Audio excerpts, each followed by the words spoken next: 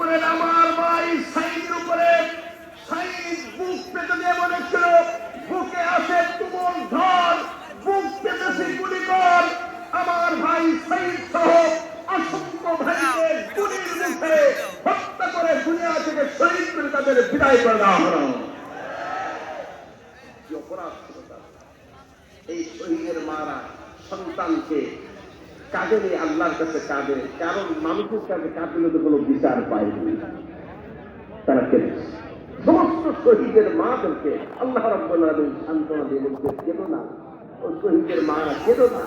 মা, মাসুম ভাইয়ের মা, ও শিপন ভাইয়ের মা, জসিম ভাইয়ের মা, মুজাহিদ ভাইয়ের মা, তোমরা বড়ই ভাগ্যবতী, আমি ধরাই দিনের জ্যোতি, সালাম জানাই তোমায় ফেরেশতা।